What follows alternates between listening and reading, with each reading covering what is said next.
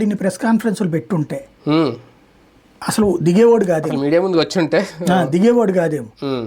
అప్పుడంతా మన white house టైప్లో, వైట్ హౌస్లో కనుక ట్రంప్లు వీళ్ళు పద్దాకు వచ్చి మాట్లాడరు, అధికార ప్రతినిధి మాట్లాడతారు ట్రంప్ స్వరం ఏంటి బైడెన్ స్వరం ఏంటని. మేజర్ ఉన్నప్పుడు వచ్చేవాళ్ళు, ఈయన అసలు అది రాల.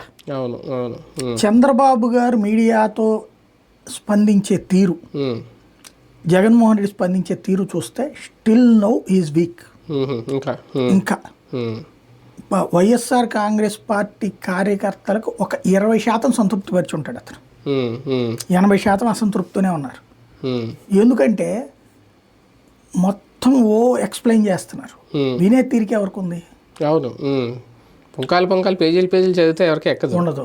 రెండో పాయింట్ ఏంటంటే నువ్వు రోడ్డెక్కి కూర్చోవాలి, అవును, న్యాయ పోరాటాలు చేయాలి. ఇవాళకి అనుకుంటా కపిల్ సిబల్ని తీసుకొచ్చి కూర్చోబెట్టారు, ఎప్పటి నుంచి చేయాలి అవన్నీ? అవును.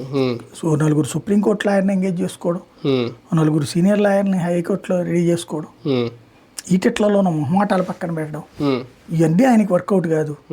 రాబోయే రోజుల్లోనే ఆయన చేస్తాడని చూద్దాం. ఇది ఏంటంటే రంగా చెప్పాలి, కాస్త స్వాంతన చేకూర్చారు జగన్, అంత మించి అద్భుతమేం కాదు అది. కానీ మాటల్లో ఒక్కొక్కసారి జగన్మోహన్ రెడ్డి గారి అనాలోచిత ఆవేశపు మాటలు